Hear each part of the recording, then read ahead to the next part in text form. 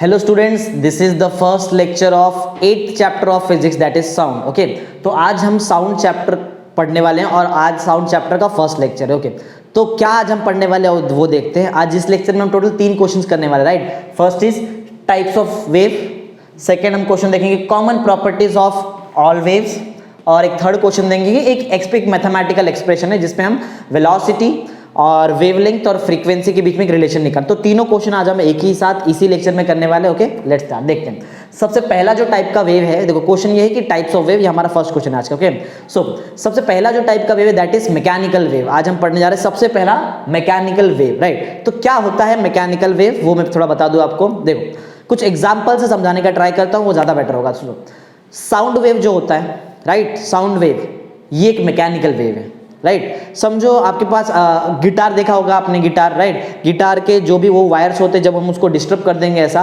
तो उस पे जो वेव्स बनते हैं वो भी मैकेनिकल वेव है। उसको हम बोलते हैं waves produced on the string. देखो यहाँ पर एक एग्जांपल में लिखा होगा, देखो वेव्स अलोंग स्ट्रेच्ड स्ट्रिंग, क्योंकि वो जो वायर होता है उसको हमने स्ट्रेच करके रखा होता है, राइट, इसलिए।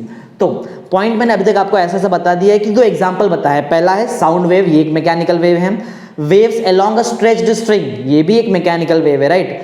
और बहुत सारा वेव, समझो वाटर में जो वेव आता है वो भी मैकेनिकल वेव है। सिंपल वाटर वेव कब आता है, समझो एक कुछ वाटर आपने रखा हुआ है, या फिर समझो कोई पॉन्ड है, राइट, पॉन्ड, और वहां पे आप पॉन्ड में जो वाटर है वो एकदम स्टेशनरी है, और आपने एक स्टोन लिया और उस पॉन्ड में ऐसा फेंक दिया। तो जैसे ही स्टोन वो पॉन्ड में जाएगा वो पानी को वहां पर डिस्टर्ब कर देगा और एक वेव्स बनेंगे, ऐसा वेव। वो वेव को भी हम बोलेंगे मैकेनिकल वेव। एक्चुअल में वो वेव का नाम है वाटर वेव, राइट, लेकिन हम बोलेंगे वो वाटर वेव किसके अंडर आता है, वो मैकेनिकल वेव के अंडर ही आता है। ओके, तो अभी तक मैंने टोटल आपको 2-3 एग्जांपल दिखा दिया है। वाटर वेव्स बता दिया मैंने आपको, मैंने बताया waves along a stretched string, sound waves बता दिया, सिस्मिक वेव्स भी यहाँ पे लिखा हो। देखो सिस्मिक वेव्स मींस क्या होता है, जब भी टेक्टोनिक्स जो प्लेट्स होते हैं अर्थ के, वो जब मूव करते हैं तो उस टाइम पे जो वेव बनता है उसको हम बोलते हैं सिस्मिक वेव, राइट। ऐसा जब भूकंप वगैरह आता है ना, उस टाइम के वेव्स का हम बोलते हैं सिस्मिक वेव्स। ओके, तो आई थिंक आपको समझ गए examples of mechanical wave. 4 example बता दिए, बहुत इजी है। सबसे पहला हमने लिया है वाटर वेव लिया है, राइट। फिर हमने लिया है waves along a stretched string, फिर हमने लिया है सिस्मिक वेव, राइट, जो मैं बोल रहा हूँ यहाँ पे लिखा हुआ भी है, सिस्मिक वेव लिया है। और लास्ट में हमने जो वेव लिया है वो है साउंड वेव, जो बहुत फेमस है, जो हमारा आज का चैप्टर भी है। ओके, ऐसा। तो आई होप आपको एग्जाम्पल समझ में आ गए। अब एग्जाम्पल से मैं आपको बता देता हूँ डिफाइन क्या है मैकेनिकल वेव का। देखो सिंपल, मैकेनिकल वेव एक ऐसा वेव है जिसको मटेरियल मीडियम की जरूरत पड़ती है प्रोपोगेट होने के लिए। प्रोपोगेट मतलब क्या, आगे बढ़ने के लिए। अगर कोई वेव को आगे बढ़ना है और उस वेव को मटेरियल मीडियम की जरूरत पड़ रही है, तो उस टाइप के वेव को हम बोलेंगे मैकेनिकल वेव, राइट। डिफाइन देख लो, a wave is said to be a mechanical wave. एक वेव को हम तभी मैकेनिकल वेव बोल सकते हैं if a material medium is essential, जब मटेरियल मीडियम बहुत जरूरी है, right. If material medium is essential for its propagation. बोलने का सिंपल सा मतलब है साउंड वेव जो है इसको मटेरियल मीडियम की जरूरत पड़ती है, राइट, जो मैंने बताया साउंड वेव, क्योंकि वो मैकेनिकल वेव में आता है। अब जैसे मैं बोल रहा हूँ, राइट, जब मैं बोल रहा हूँ तो इस रूम में जो मीडियम है, जिस रूम में मैं आपको पढ़ा रहा हूँ, इस रूम में जो मीडियम है, उसी मीडियम, जब तक वो मीडियम कंटिन्यू होगा तब तक ही मेरा साउंड आपको सुनाई देगा। जैसे ही कोई बीच में वॉल आ जाता है, राइट, समझो मैं यहाँ पढ़ा रहा हूँ, मेरे राइट में कोई वॉल है, राइट, और उस वॉल के बाहर बाद कोई पर्सन वहां पर रुका है, तो उसको मेरी आवाज सुनाई नहीं देगी, या फिर ऐसा हो सकता है कम सुनाई दे। रीजन यही है क्योंकि साउंड को लगता है मटेरियल मीडियम। जो जिस मीडियम में मैं बात कर रहा हूँ ये एयर है, राइट ना, तो एयर वाले मीडियम में मेरा साउंड आ रहा है थ्रोट से, तो ये जो जब तक एयर का मीडियम रहेगा तब तक मेरा साउंड सुनाई देगा एक पर्टिकुलर रेंज के अंदर, राइट, ऐसा है। जैसे ही मीडियम चेंज आपको साउंड वहां पे नहीं सुनाई देगा, क्योंकि इस टाइप के वेव जो हम पढ़ रहे मैकेनिकल वेव, इनको लगता है मटेरियल मीडियम की जरूरत पड़ती है, राइट। ये हो गया मैकेनिकल वेव का बेसिक सा डिफाइन।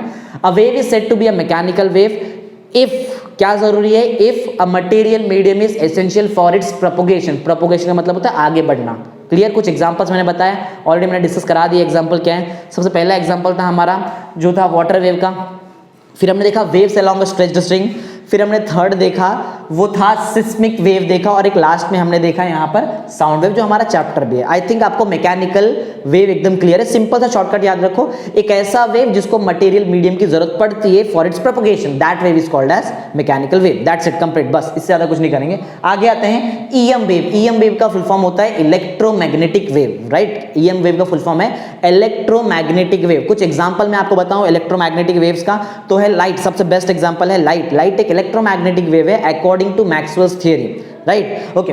तो इलेक्ट्रोमैग्नेटिक वेव जो है ये लाइट, आप बोलेंगे सर लाइट जो है अगर हमारे हिसाब से देखा जाए, वैसे लाइट जो है इसको कोई मटेरियल मीडियम की जरूरत नहीं पड़ती है प्रोपगेशन होने के लिए, राइट, ऐसा है। तो जैसे ईएम वेव मैंने अभी जैसे आपको एक बताया, इलेक्ट्रोमैग्नेटिक वेव को कोई भी मटेरियल मीडियम की जरूरत नहीं है, वो कहीं से भी पास हो सकता है। एक और सबसे फेमस एग्जांपल है, आप ले लो, समझो फोन कॉल हम कर रहे हैं, राइट। हम अगर फोन कॉल करते हैं तो फोन कॉल जब हम करते हैं तो वहां से फोन से हमारे इलेक्ट्रोमैग्नेटिक वेव निकलती है। चाहे आप घर के अंदर रहो, पूरे सारे दरवाजे बंद कर दो तो भी कॉल लग जाता है। रीजन यही है कि फोन से जो वेव निकलता है दैट इज इलेक्ट्रोमैग्नेटिक वेव, और वो इलेक्ट्रोमैग्नेटिक वेव आपका जो घर का जो दीवारें होती है, जो वॉल्स होते हैं, उनको भी क्रॉस करके जाता है, राइट। इसका मतलब क्या है कि वो जो वेव है वो दीवार को क्रॉस करके चले जा रहा है, वो एयर से चले जा रहा है, वो जाएगा एक्चुअल में सैटेलाइट से, सैटेलाइट पे जाएगा और सैटेलाइट से फिर जाएगा रिसीवर के पास में। अलग अलग बीच में मीडियम चेंज हुए, जैसे मैं अब यहां से फोन कॉल कर रहा हूं तो एयर से निकलेगा इलेक्ट्रोमैग्नेटिक वेव, फिर वॉल को क्रॉस करके जाएगा, राइट, वॉल को क्रॉस करेगा, अलग अलग स्फीयर्स आते हैं, आयोनोस्फीयर, ट्रोपोस्फीयर, सब पढ़ा रहेगा आपने।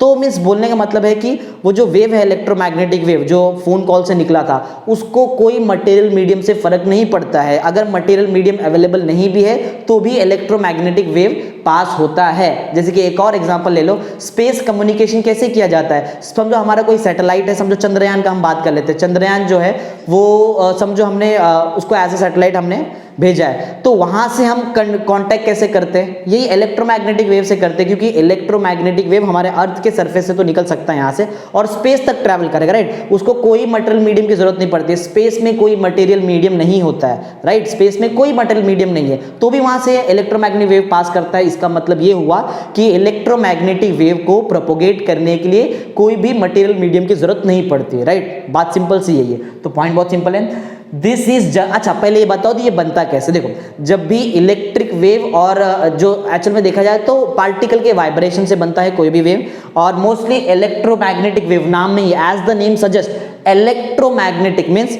इलेक्ट्रिक वेव और मैग्नेटिक। अगर आपको देखना है इलेक्ट्रोमैग्नेटिक वेव दिखता कैसे, तो मैं यहाँ पे थोड़ा सा जो स्पेस है यहाँ बता दूं आपको कि इलेक्ट्रोमैग्नेटिक वेव दिखता कैसे। देखो, if this is the direction of propagation, अगर ये डायरेक्शन ऑफ प्रोपोगेशन है तो इलेक्ट्रोमैग्नेटिक वेव कैसे दिखता है मैं वो बता रहा हूं, जरा ध्यान देना, बहुत इंपॉर्टेंट चीज बता रहा हूं। देखो, ये है, ये हुआ आपका, एज्यूम करो ये आपका इलेक्ट्रिक वेव हुआ, ये इलेक्ट्रिक वेव, राइट।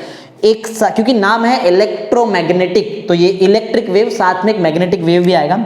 ध्यान देना, मैग्नेटिक वेव देखो मैं कैसे बना रहा हूं,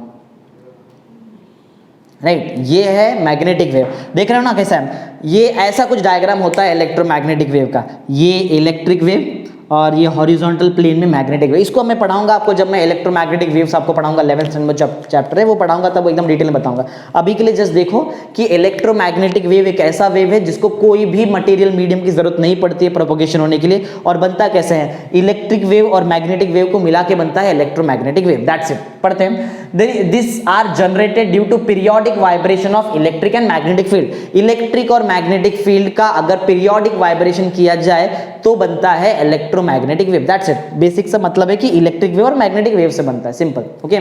तो आई थिंक आपको समझ में आ गया है। और एक और बात मैंने आपको बताया कि इलेक्ट्रोमैग्नेटिक वेव को कोई भी मटेरियल मीडियम की जरूरत नहीं पड़ती है। देख लो, material medium is not essential for the propagation of EM wave. EM wave is electromagnetic wave. तो दो टॉपिक हमने बहुत इजीली कंप्लीट कर लिए हैं। मैकेनिकल वेव क्या होता है, एक ऐसा वेव, राइट, जिसको कोई मटेरियल मीडियम की जरूरत नहीं पड़ती, उसको हम बोलते हैं मैकेनिकल वेव। 4 एग्जांपल देख लिए हमने। ईएम वेव अभी जस्ट मैंने आपको बताया, एक ऐसा वेव जो बनता है periodic vibrations of electric and magnetic field से, उसको हम बोलेंगे ईएम वेव। कुछ एग्जांपल अगर आपको बता दो तो बहुत सारे वैसे ईएम वेव के एग्जांपल्स हैं। चलो कुछ एग्जांपल, जैसे कि आप ले लो लाइट एक टाइप का इलेक्ट्रोमैग्नेटिक वेव है अकॉर्डिंग टू मैक्सवेल्स थ्योरी, ऐसा बता रहा हूं। अच्छा, आगे बहुत सारे हैं। गामा रेस होते हैं, X rays, right, X rays जो होते हैं ये भी आपने सुना होगा, राइट, एक्सरे वगैरह सुना होगा। जब बोन्स में फ्रैक्चर्स वगैरह हो जाते हैं तो उस टाइम पे हम एक्सरेस यूज करके उस बोन का इमेज बनाते हैं, राइट, और वो डॉक्टर उस पर चेक करता है कि बोन में फ्रैक्चर है कि नहीं।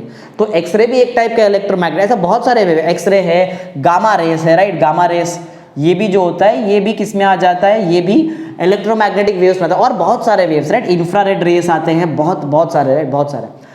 तो ये है, ये कुछ फेमस एग्जांपल है, लाइट ले लो, एक्सरे ले लो, गामा रेस ले लो, रेडियो वेव सबसे मेन एग्जांपल है, रेडियो वेव्स, ये बहुत सारे वैसे तो अभी यहाँ पे हम वैसे रुक जाते हैं, वैसे बहुत सारे जो भी इलेक्ट्रोमैग्नेटिक वेव्स के स्पेक्ट्रम में जो भी वेव्स आते हैं वो सारे वेव्स यहीं पे ईएम वेव में, राइट, ऐसा।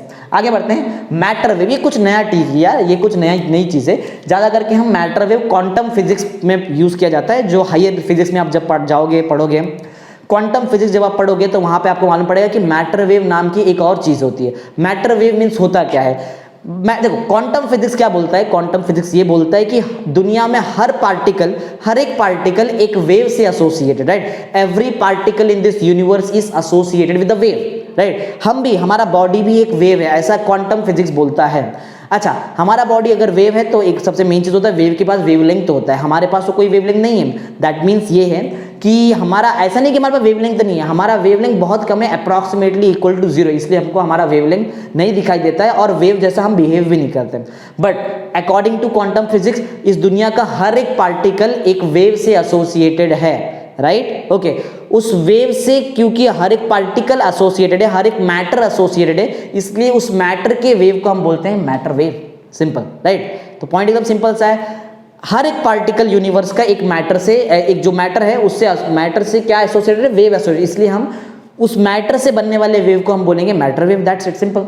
सो there is always a wave associated with an object, if it is in motion. एक बात बता दूं, बॉडी या फिर ऑब्जेक्ट से वेव एसोसिएटेड सिर्फ तब हो सकता है जब बॉडी मोशन में। अब जैसे कि मैं सिंपल रुका हुआ हूं, राइट, तो मुझसे कोई वेव एसोसिएटेड नहीं है, लेकिन जैसे ही मैं मोशन करता हूं तो हाँ, अब मुझसे एक वेव एसोसिएट हो जाता है, मुझसे जो वेव एसोसिएटेड है that wave is called as matter wave, simple. तो बहुत सिंपल सी बात है कि हर एक ऑब्जेक्ट से एक वेव एसोसिएटेड है, that associated wave is called as matter wave, simple, okay. इसके बारे में हम बहुत डिटेल में पढ़ेंगे 12th फिजिक्स में, राइट, अभी तो हम एकदम सिंपल इंफॉर्मेशन पढ़ रहे हैं, ओके। आगे बढ़ते हैं, तो आप देख लो यहाँ पे लिखा है, there is always a wave associated with any object if it is in motion, जब वो मोशन में सिर्फ तब, राइट, हमेशा नहीं, such wave are called as matter wave, simple, right. तो हमने अभी तक टोटल 3 टाइप्स के वेव देख लिए, first is mechanical wave, second is EM wave, that is electromagnetic wave, and third is matter wave, right, the wave which is associated with every matter if it is in motion, okay। आगे बढ़ते हैं, common properties of wave, wave का कुछ properties होता है और सारे waves का हम प्रॉपर्टी पढ़ने वाले हैं, एक वन बाय वन एकदम डिटेल में पढ़ेंगे। सबसे पहला प्रॉपर्टी है एम्पलीट्यूड, राइट, सबसे फर्स्ट प्रॉपर्टी है एम्पलीट्यूड। क्या होता है एम्पलीट्यूड, क्या होता है, मैं यहाँ पर एकदम डिटेल में आपको सिखा देता हूँ कि एम्पलीट्यूड होता क्या, ओके। देखो, मैं एक सिंपल सा एक वेव बना रहा हूँ, स्पेशली ये जो वेव है ये ट्रांसवर्स वेव बना रहा हूं मैं, जो वेव बना रहा हूं उसको बोलते हैं ट्रांसवर्स वेव, राइट, ये देखा भी होगा आपने, इस टाइप के वेव्स को हम बोलते हैं ट्रांसवर्स वेव, ओके। ये जो वेव है, अगर मुझे इसका एम्पलीट्यूड निकालना, देखो मैं एक ही वेव में सारे जितने भी पैरामीटर, सबका सब पैरामीटर सिखा दूंगा, ओके। ये जो वेव है इसमें अगर मुझे आपको एम्पलीट्यूड सिखाना है तो क्या होगा, एम्पलीट्यूड जरा ध्यान देना।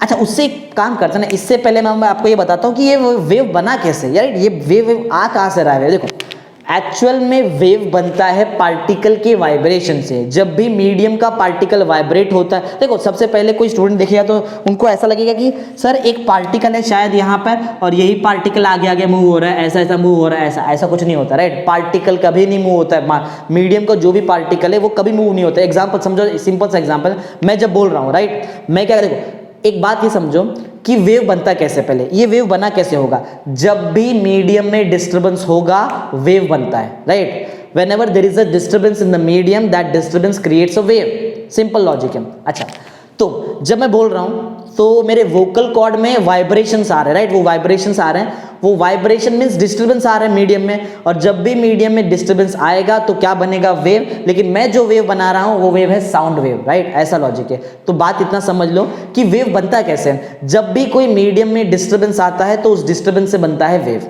क्लियर, एकदम सिंपल, ओके। अब बताओ कि कोई पार्टिकल मूव कभी नहीं होता। याद रखना, मीडियम के पार्टिकल्स कभी मूव नहीं होते। जब मैं बोल रहा हूँ ऐसा, जब मैं ऐसा बोल रहा हूँ तो मेरे आजू बाजू जो मीडियम है वो तो एयर है। जब मैं बोल रहा हूँ तो ऐसा नहीं है कि मैं मेरे जो इंटेंसिटी से मैं जो बोल रहा हूँ वो उसकी वजह से जो मीडियम का पार्टिकल वो आगे चले जाता है, ऐसा कुछ नहीं होता है, राइट। जब मैं बोल रहा हूँ यहाँ का पार्टिकल यहाँ चले गए, ऐसा नहीं होता है। पार्टिकल मीडियम का कभी मूव नहीं होता है, वो सिर्फ अपने पोजीशन पर ऑसिलेट करता है, राइट। यहाँ का पार्टिकल ऑसिलेट करेगा, यहाँ का पार्टिकल ऑसिलेट करेगा, राइट। सिर्फ पार्टिकल अपने ही पोजीशन पे ऑसिलेट करता है, वो कभी आगे नहीं जाता है। तो बोलेंगे सर फिर ये वेव आगे कैसे जा रहा है? बात समझो, in a wave only energy transfers, सिर्फ और सिर्फ एनर्जी ट्रांसफर होता है, पार्टिकल कभी ट्रांसफर नहीं होता, राइट। पार्टिकल कभी मूव नहीं होता है, वो सिर्फ अपने पोजीशन पे वाइब्रेट करता है, राइट। तो अगर मैं आपको समझाऊं कि ये वेव बना कैसे, तो सुनो जरा, ध्यान देना, बहुत इंपॉर्टेंट चीज सिखा रहा हूं आज आपको। तो यहां पे समझो एक पार्टिकल यहां है, ये पार्टिकल यहां है। जैसे ही ये जो स्टार्टिंग वाले ब्लैक वाले पार्टिकल को डिस्टर्बेंस मिलता है, वो डिस्टर्बेंस वो नेक्स्ट वाले पार्टिकल को ट्रांसफर करता है, रेड वाले पार्टिकल को, और ये रेड वाला पार्टिकल ऊपर जाता है, ऐसा ऊपर चले जाता है, क्योंकि एनर्जी मिला तो एक्साइट हो जाता है पार्टिकल, सिंपल सी बात है।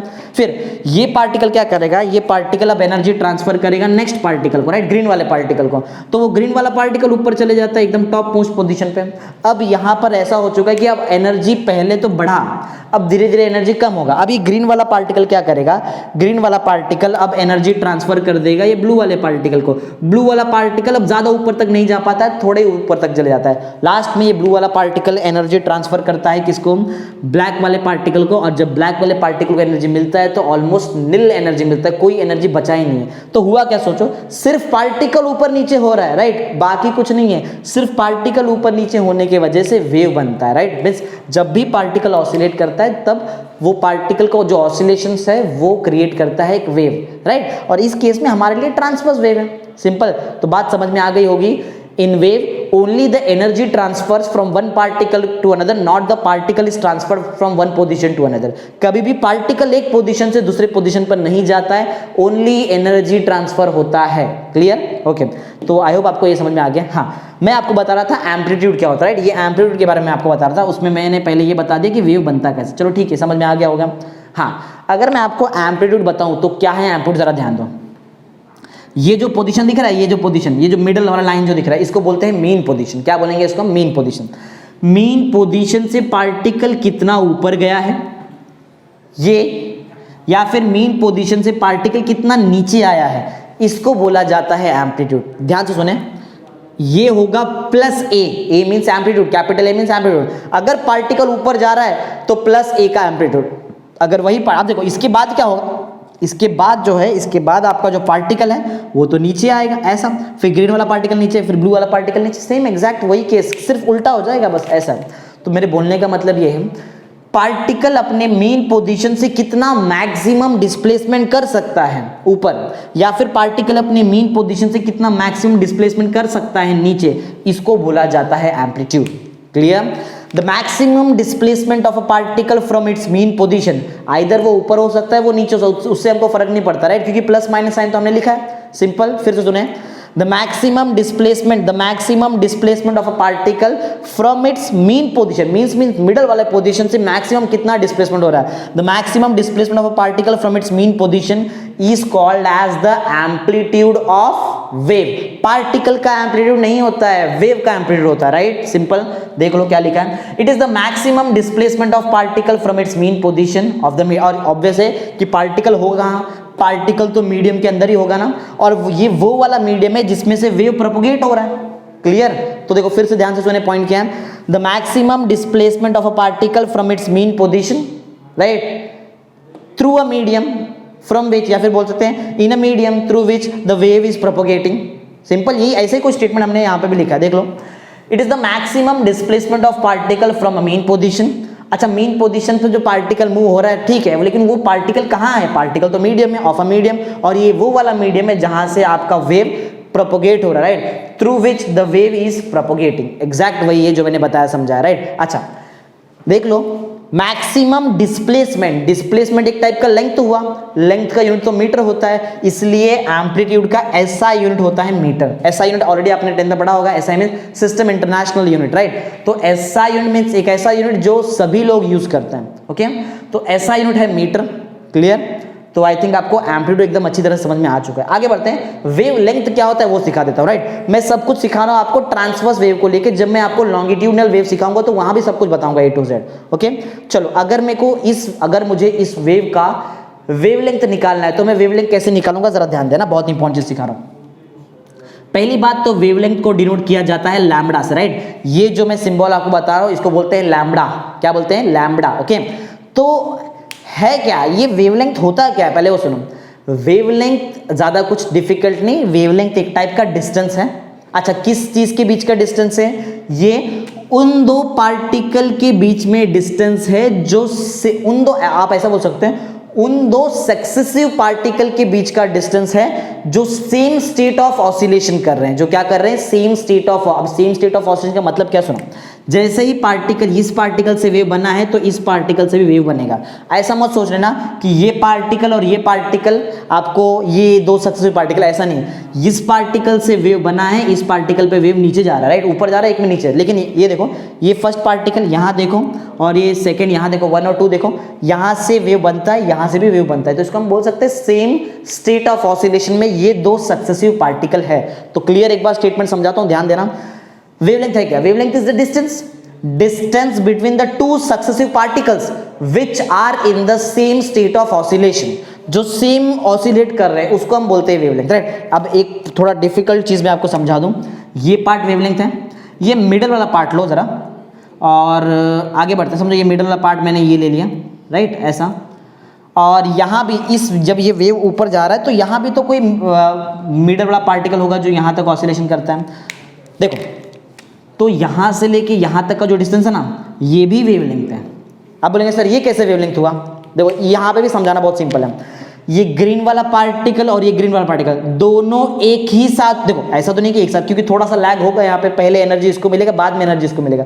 लेकिन दोनों का स्टेट ऑफ ऑसिलेशन चेक करो, ये ऊपर जाएगा तो ये भी ऊपर जाएगा, जब ये नीचे आएगा तो ये भी नीचे आएगा। मीन्स दोनों अभी भी क्या है, ये दो भी सक्सेसिव पार्टिकल है। और जितना डिस्टेंस आपको यहाँ मिलेगा ना, उतना ही डिस्टेंस यहाँ भी मिलने वाला है। क्लियर?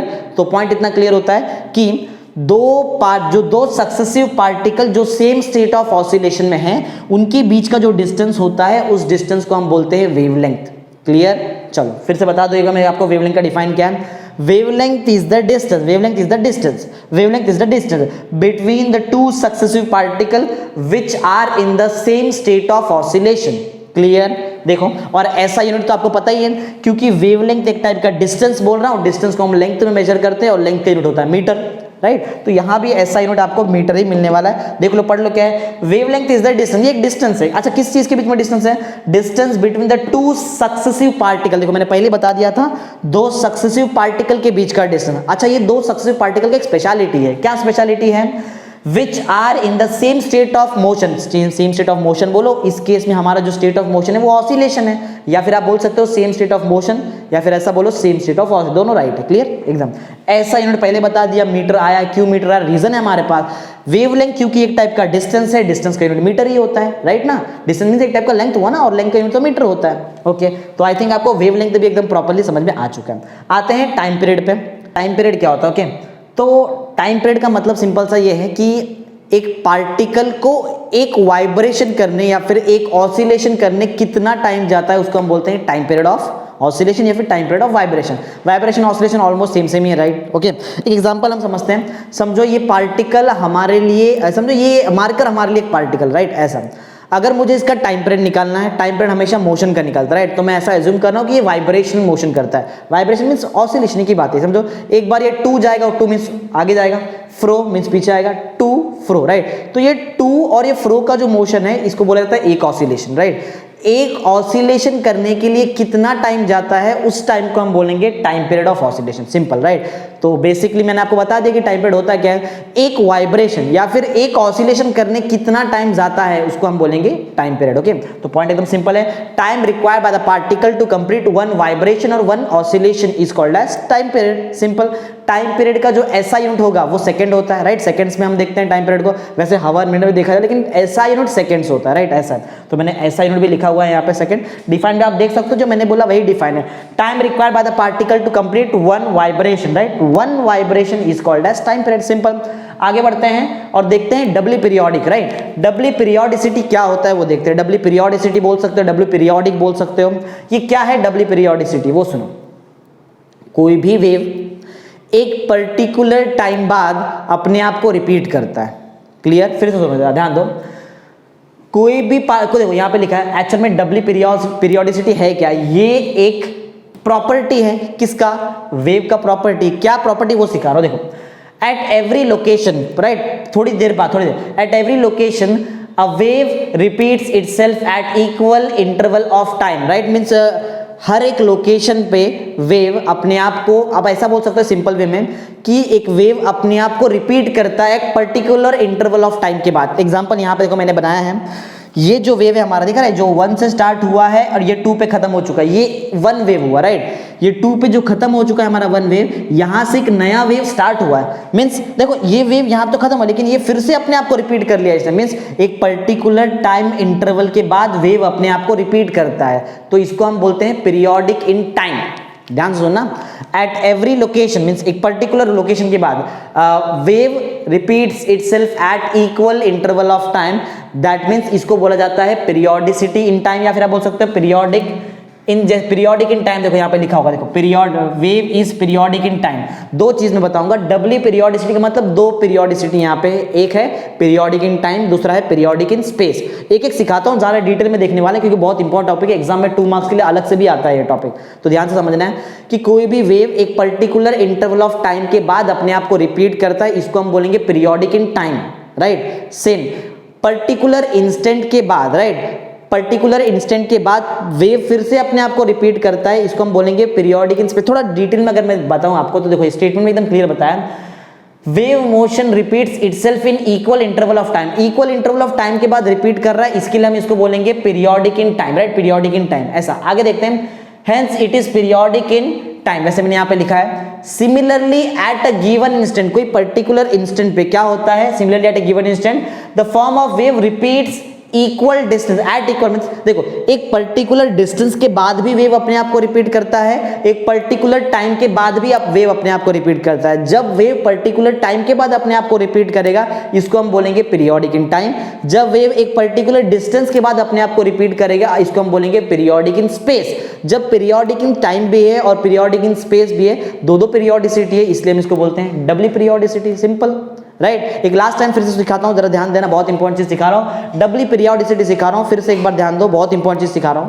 पॉइंट ये है कि वेव एक पर्टिकुलर टाइम के बाद अपने आप को रिपीट करता है, इसको हम बोलते हैं पीरियोडिक इन टाइम, ठीक। आगे वही वेव, समझो कोई पर्टिकुलर डिस्टेंस की बात, अगर मैं डिस्टेंस की बात करूं, पर्टिकुलर डिस्टेंस के बाद भी अब वेव अपने आप को रिपीट करता है, सिर्फ पर्टिकुलर टाइम के बाद रिपीट नहीं करता है, पर्टिकुलर डिस्टेंस के बाद भी वेव अपने आप को रिपीट करता है, इसलिए हम वेव को बोल सकते हैं पीरियोडिक इन स्पेस। जब पीरियोडिक इन टाइम है और पीरियोडिक इन स्पेस दोनों पीरियोडिसिटी है, इसलिए हम इसको बोलेंगे डब्ल्यू पीरियोडिसिटी, सिंपल, राइट। तो देखो बहुत सिंपल लिखा है, wave motion repeats itself in equal interval of time, hence it is called as periodic in time. आगे एक और है, कहां गया, पीरियोडिक इन टाइम था, hence it is, वो तो देख लिया हमने।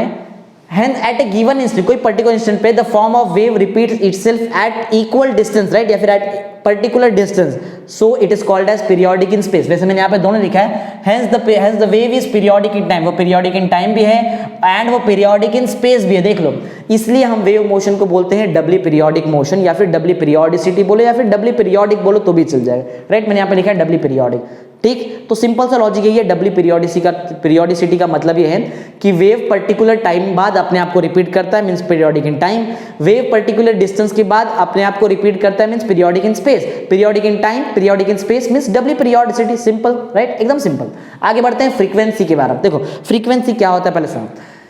एक सेकेंड में पार्टिकल कितनी बार वाइब्रेशन करता है, एक सेकेंड में पार्टिकल कितनी बार वाइब्रेशन करता है या फिर कितनी बार ऑसिलेशन करता है, उसको हम बोलते हैं फ्रीक्वेंसी। सिंपल।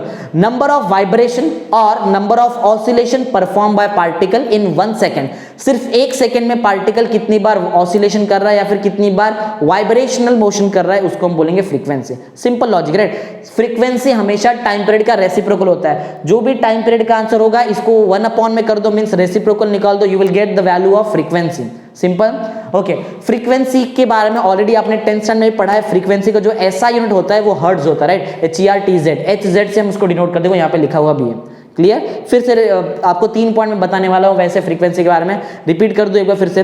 फ्रीक्वेंसी क्या है? 1 सेकेंड में पार्टिकल अपने आप को या फिर आप बोल सकते हो खुद का मोशन कितनी बार करता है। मोशन कुछ भी हो सकता है, वैसे हम साउंड पढ़ रहे तो हम ऑसिलेटरी या फिर वाइब्रेशनल मोशन पढ़ेंगे, राइट। तो 1 सेकेंड में पार्टिकल कितनी बार ऑसिलेशन करता है या फिर कितनी बार वाइब्रेशन करता है, इसको बोलते हैं फ्रीक्वेंसी, राइट। सेकंड पॉइंट ये है कि फ्रीक्वेंसी जो होता है वो टाइम पीरियड का रेसिप्रोकल होता है, ये सेकंड पॉइंट है। थर्ड पॉइंट ये हमारा कि SI यूनिट क्या है? SI यूनिट जो फ्रीक्वेंसी का होता है दैट इज हर्ट्ज। क्लियर? चलो एक बार बोल बता दूं क्या है। नंबर ऑफ वाइब्रेशन और number of oscillations perform by particle in 1 second is called frequency.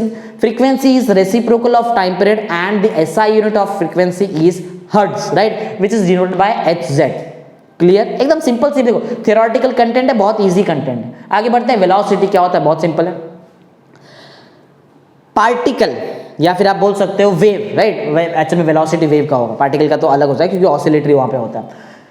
Wave एक यूनिट टाइम में कितना डिस्टेंस कवर कर लेता है, ये होता है वेलोसिटी। सिंपल ना? बात समझ आ रही है? वेलोसिटी का मतलब क्या है? एक पर्टिकुलर टाइम में वेव कितनी आगे चले गया, कितना डिस्टेंस कवर कर लिया है। एक एग्जांपल देके समझाता हूं, समझो। 1 सेकेंड का टाइम पीरियड है, 1 सेकेंड में वेव 2 मीटर आगे तक जा सकता है, तो इसका मतलब वेलोसिटी कितना हुआ? 2 मीटर पर सेकेंड। पर सेकेंड मींस 1 सेकेंड में 2 मीटर आगे जा रहा है। अगर मैं बोलता हूं 100 मीटर पर सेकेंड, इसका मतलब ये होता है कि वेव 1 सेकेंड में 100 मीटर तक दूर जा सकता है। बात समझ में आई? तो पॉइंट ऐसा है कि distance covered by the wave in unit time, unit time आप समझ सकते हो 1 second, right. In unit time is called as velocity of wave. Velocity क्योंकि distance covered in unit time, देखो वेलोसिटी का जो फॉर्मूला होता है वो फॉर्मूला होगा डिस्टेंस कवर्ड बाय वेव पर यूनिट टाइम। ये हो सकता है डिस्टेंस का यूनिट मीटर होता है, टाइम का यूनिट क्योंकि सेकंड होता है, इसलिए जो आपका रिजल्टेंट यूनिट आएगा वो होगा मीटर बाय सेकंड। कैसे? देखो वेलोसिटी का फॉर्मूला क्या होगा? इस केस में वेव मोशन है, राइट। तो एक्चुअल में डिस्प्लेसमेंट अपॉन टाइम होता है, बट क्योंकि हम वेव मोशन पढ़ रहे हैं तो पर्टिकुलर कितना डिस्टेंस कवर हो रहा है। वेव वाले केस में आपको डिस्टेंस इक्वल टू डिस्प्लेसमेंट मिल सकता है, इसलिए आप डिस्टेंस लिखो तो भी चल जाएगा, कोई प्रॉब्लम नहीं है। कि 1 सेकेंड में मींस पर यूनिट टाइम में वेव कितना डिस्टेंस कवर करता है उसको हम बोलते हैं वेलोसिटी। डिस्टेंस का यूनिट मीटर होता है, टाइम का यूनिट सेकंड होता है, इसलिए ऐसा unit metre by second. Simple, right. आगे बढ़ते हैं। एक्सप्रेशन देखते हैं। यहाँ पे देखो क्वेश्चन ऐसा है, derive an expression for relation between velocity, wavelength and frequency, right. 3 चीजों के बीच में मुझे रिलेशन निकालना है फॉर अ वेव मोशन, जो हम पढ़ रहे हैं, राइट। साउंड वेव एक टाइप का वेव होता है, राइट। तो वेव मोशन में 3 पैरामीटर्स के बीच में हमको रिलेशन निकालना है। पहला पैरामीटर है वेलोसिटी, आप देख सकते हो लिखा है। सेकंड मैंने बताया यहाँ पे लिखा है फ्रीक्वेंसी, और थर्ड है हमारा वेवलेंथ। वेवलेंथ भी मैंने ऑलरेडी सिखा दिया आपको, पहले ही बता दिया वेवलेंथ क्या होता है। मैंने ये भी सिखा दिया है कि फ्रीक्वेंसी क्या होता है। अब भी जस्ट हमने देखा, देखो फ्रीक्वेंसी क्या होता है, 1 सेकंड में कितने बार वाइब्रेशन, राइट। और मैंने ऑलरेडी आपको वेलोसिटी तो यहीं पे जस्ट बता दिया। तो करना क्या है, मैथमेटिक्स तो बहुत ईजी है, पहले ये समझ लो मैथमेटिक्स बहुत ईजी। जो इतना बड़ा मैंने लिखा है इसके बारे में कुछ बता दूं आपको। चलो, तो सबसे मेन पॉइंट यहां पर ये है कि किन 3 पैरामीटर्स के बीच में आपको रिलेशन निकालना है, पहले वो पैरामीटर्स को डिफाइन करो। जैसे कि मुझे वेलोसिटी के बारे में बता, वेलोसिटी, फ्रीक्वेंसी और वेवलेंथ चाहिए, तो वेलोसिटी बताते हैं क्या है। वेलोसिटी है क्या? Basically velocity is the distance covered by the wave in unit time. वो बता दो, distance covered by the wave या फिर पार्टिकल बोलो इन यूनिट टाइम, ये हो गया। ओके। फ्रीक्वेंसी क्या होता है? फ्रीक्वेंसी बहुत सिंपल है, नंबर ऑफ वाइब्रेशन और number of oscillations perform by the particle in unit second. देखो ये चीज मैं थोड़ा फटाफट इसलिए बोलूंगा क्योंकि ऑलरेडी मैंने ये चीज सिखा दिया है, ऐसा है। तो फ्रीक्वेंसी का मतलब ये है कि 1 सेकंड में कितनी बार वाइब्रेशन होता है, राइट। हमने वेवलेंथ भी देख लिया है, distance between the 2 successive particle which are in the same state of motion, इसको बोलते हैं वेवलेंथ। तो बोलने का मतलब ये है कि 3 पैरामीटर्स, जिन 3 पैरामीटर्स के बीच में आपको रिलेशन निकालना है, first you have to define that 3 parameters. आप पहले आपको वो 3 पैरामीटर्स को डिफाइन करना पड़ेगा, तो मैंने यहाँ पे डिफाइन कर दिया है। अब एक्चुअल यहाँ पर गेम स्टार्ट होता है, ध्यान दो। देखो पॉइंट ऐसा है कि अगर मुझे निकालना है velocity, right, if I have to find the velocity of wave, formula for velocity is distance covered by the wave. देखो ऑलरेडी मैंने यहाँ पढ़ाया, right, distance covered by the wave. Distance covered by the wave in unit time, right ना, in unit time, ये formula हो, simple. अच्छा एक बात जरा समझो, यूनिट टाइम में हमेशा वेव जो डिस्टेंस कवर करता है that distance is equal to its wavelength. हमेशा एक वेव यूनिट टाइम में जो डिस्टेंस कवर करेगा वो इक्वल टू इट्स वेवलेंथ होगा हमेशा, right. In time period T, जो भी टाइम पीरियड होगा, in time period T the distance covered by the wave is always equal to its wavelength. इसका मतलब क्या हुआ, ध्यान दो, ये मेरा पॉइंट नंबर 4 था, बहुत इंपॉर्टेंट पॉइंट बता दिया मैंने तुमको। बहुत बार एमसीक्यू में पूछा गया, बहुत बार ओरल में पूछा जाता है क्वेश्चन कि एक वेव पर्टिकुलर यूनिट टाइम में कितना डिस्टेंस कवर करता है। बेसिक सा आंसर है, यूनिट टाइम में वेव जो डिस्टेंस कवर करता है वो होता है equal to its wavelength, means lambda होता है, राइट। तो मैं यहां पे लिख सकता हूं, अगर मैं टाइम पीरियड को यूनिट टाइम टी लेता हूं तो डिस्टेंस मुझे पता है कितना डिस्टेंस कवर करता है wave in unit time, the distance covered by the wave in unit time is equal to lambda, right. And this velocity is denoted by capital V, as you know that reciprocal of time period is frequency. अब भी just मैंने आपको यहां पढ़ाया, right, it is reciprocal of time period, देखो इसमें define है। तो मैं थोड़ा सा मैनिपुलेशन करता हूं, जरा ध्यान देना यहां पर। So I can write this V as 1 upon T into lambda. This reciprocal of time period is called as frequency, which is denoted by n, right? This frequency is denoted by small n. So I can write this 1 by T as small n into lambda. That means V is equal to n lambda. ये क्या निकाला मैंने? I have find the relation between velocity, frequency and wavelength of a wave. Clear? एकदम simple. तो मैंने क्या निकाल दिया, मैंने एक ऐसा रिलेशन, फ्रीक्वेंसी भी आता है, वेव का फ्रीक्वेंसी भी आता है और वेव का वेवलेंथ भी आता है, right. Lambda means wavelength, this small n means frequency, this v means velocity of a wave, right. तो हमने यहाँ पर एक फॉर्मूला बना दिया है, ये फॉर्मूला आपको रिलेशन बताता है, किस चीज का relation, velocity, frequency and wavelength. थोड़ा आगे और डिटेल में आपको बताऊं तो एक बात जरा समझो, पर्टिकुलर कोई मीडियम अगर हम देखें तो उस पर्टिकुलर मीडियम में जो वेव होगा उसका वेलोसिटी कांस्टेंट होता है, राइट। वेलोसिटी क्या होता है, कांस्टेंट। कब, बात को समझो, बहुत इंपॉर्टेंट पॉइंट बता रहा है, बहुत ज्यादा इंपॉर्टेंट चीज सिखा रहा हूं मैं यहाँ पे। थियरी दिख रहा है लेकिन बहुत कुछ समझने लायक है इसमें। जब तक मीडियम चेंज नहीं होता है तब तक जो वेव है उसका वेलोसिटी भी चेंज नहीं होगा। जैसे ही मीडियम आप चेंज कर दो वेलोसिटी चेंज हो जाएगा वेव का, right. So the velocity of wave is constant only if the medium continues। अगर मीडियम कंटिन्यू है और उस मीडियम में आपका वेव जो ट्रैवल कर रहा है तो ही उस वेव का वेलोसिटी कांस्टेंट मिलेगा, नहीं तो वेव का वेलोसिटी कांस्टेंट कभी नहीं रह सकता है, राइट। ध्यान दो, ये जो एक्सप्रेशन यहां पर दिखाई, ये इस एक्सप्रेशन से एक बात मालूम पड़ता है कि जो वेलोसिटी ऑफ वेव कांस्टेंट हो सकता है। कैसे कांस्टेंट हो, सोचो, कभी इनकेस फ्रीक्वेंसी, कभी इनकेस समझो फ्रीक्वेंसी कम हो जाता है तो बात सिंपल सी है, अगर फ्रीक्वेंसी कम होता है तो वेवलेंथ बढ़ जाएगा। देखो n कम हुआ, लैम्बडा बन गया, बढ़ गया, इक्वल हो गया दोनों चीज। उल्टा भी कर सकते हैं, समझो इनकेस कभी फ्रीक्वेंसी बढ़ जाता है तो वेवलेंथ कम हो जाएगा। मींस दोनों अपने आप को ऐसा मैनिपुलेट करके रखेंगे कि कोई पर्टिकुलर मीडियम में वेलोसिटी कभी चेंज ना हो, राइट। सिंपल सा बात है, मतलब the equation indicate, this equation indicates that the velocity of the wave remains constant. कैसे कांस्टेंट होगा, बहुत इजी है। देखो रीजन सिंपल सा है, अगर n कम होता है लैम्बडा बढ़ जाएगा, अगर n बढ़ता है तो लैम्बडा कम हो जाएगा। देखो मैंने यहाँ पे लिखा हुआ भी एकदम क्लियर, देखो the magnitude of velocity of wave in medium is constant. हमेशा एक पर्टिकुलर मीडियम में वेव का वेलोसिटी कांस्टेंट रहेगा। अच्छा, कब ऐसा हो सकता है, एज इंक्रीज इन फ्रीक्वेंसी। अगर समझो कभी फ्रीक्वेंसी इंक्रीज होता है तो क्या होगा, हमको पहले से पता है, लैम्बडा जो है वो डिक्रीज हो जाएगा। As the frequency increases, cause, जो फ्रीक्वेंसी का इंक्रीज है इसकी वजह से क्या होता है, causes decrease in the wavelength. याद रखो, बहुत सिंपल सा कंसेप्ट है वेव के बारे में, जब भी फ्रीक्वेंसी बढ़ेगा वेवलेंथ कम हो जाता है। बहुत सिंपल सा एग्जांपल है गामा रेज, जो मैंने यहाँ पे लिखा है, राइट। बहुत ज्यादा फ्रीक्वेंसी होता है, बहुत ज्यादा फ्रीक्वेंसी होता है, इसलिए इसका वेवलेंथ बहुत कम होता है। रेडियो वेव जो होता है, जो हम टेली कम्युनिकेशन में यूज करते हैं, उसका फ्रीक्वेंसी बहुत कम है, इसके लिए वेवलेंथ बहुत ज्यादा है और इसलिए हमेशा हम रेडियो वेव से यूज करते हैं कम्युनिकेशन करने के लिए, क्योंकि वो 1 सेकेंड में बहुत ज्यादा डिस्टेंस कवर कर लेता है, राइट। ओके, तो आई थिंक आपको मैंने ये 6th वाला पॉइंट समझा दिया है कि वेलोसिटी कांस्टेंट रहता सिर्फ कब है, जब तक मीडियम में वो मीडियम कंटिन्यू हो रहा है। एक पर्टिकुलर मीडियम में वेव का वेलोसिटी कांस्टेंट होता है, जैसे ही मीडियम चेंज हुआ वेलोसिटी चेंज हो जाएगा। लेकिन एक पैरामीटर अभी भी ऐसा है जो चेंज नहीं होता है अगर मैं मीडियम भी चेंज कर दूं। सुनो, अगर जैसे मैं बोल रहा हूं अभी, मैं साउंड, मेरे थ्रोट से साउंड निकल रहा है, राइट, तो जो साउंड है वो मैं एयर में जा रहा है, राइट। एयर में जब तक साउंड है तब तक उसका वेलोसिटी कांस्टेंट रहेगा, ऐसा।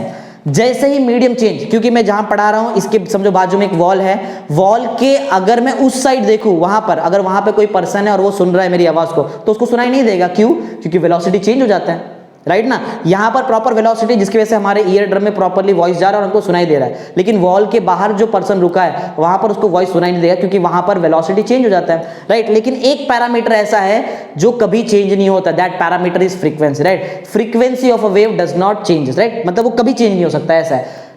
बात समझ आ रही? कभी भी फ्रीक्वेंसी चेंज नहीं हो सकता। देखो यहाँ पे लिखा हुआ है when a wave moves from one medium to another medium, एक ऐसा पैरामीटर जो कभी चेंज नहीं होता है, that parameter is frequency, right. When a wave moves from one medium to another medium the frequency does not change, कभी frequency change नहीं हो सकता है। इन सच केस अगर फ्रीक्वेंसी चेंज नहीं हो रहा है, इसका मतलब क्या है? फ्रीक्वेंसी चेंज नहीं हो रहा है, इसका मतलब ये है कि या तो वेलोसिटी चेंज हो रहा है या तो वेवलेंथ चेंज हो रहा है। क्लियर? तो देखो यही पॉइंट लिखा है मैंने, in such cases the velocity and the wavelength changes, right. एक क्विक रिकैप मारते हैं हमने क्या क्या देखा आज ओके इस लेक्चर में। सबसे पहले हमने देखा टाइप्स ऑफ वेव, जिसमें हमने 3 वेव देखा, मैकेनिकल वेव देखा, फिर हमने सेकंड वेव देखा EM wave means electromagnetic wave, और थर्ड था मैटर वेव। क्लियर? फिर हमने देखा common properties of all wave. सबसे पहले हमने देखा amplitude which is the maximum vibration और maximum distance covered by the particle from mean position. Wavelength देखा distance between two successive particle which are in the same state of motion. हमने देखा time period, time required by the particle to complete one oscillation और one vibration is called as time period. फिर हमने देखा doubly periodicity means periodic in time and periodic in space means doubly periodicity. फिर हमने देखा frequency, number of vibration और number of oscillation perform by the particle in unit second, या फिर unit time बोलो ज्यादा बेटर होगा। वेलोसिटी देखा distance covered by the particle in unit time is called as velocity. फिर हमने देखा 3 पैरामीटर्स के बीच में relation and the mathematical relation is v equal to n lambda, where v is the velocity, n is the frequency and lambda is the wavelength, right. एक point यहां से हमको समझ में आया, जब तक मीडियम कंटिन्यू होता है तब तक वेलोसिटी चेंज नहीं हो सकता है, medium change velocity change, right. अगर मीडियम चेंज हो रहा है तो भी एक ऐसा पैरामीटर हमारे पास है जो कभी चेंज नहीं हो सकता है, that parameter is frequency, right. तो ये सब हमने एकदम डिटेल में देखा है, ओके, थैंक यू।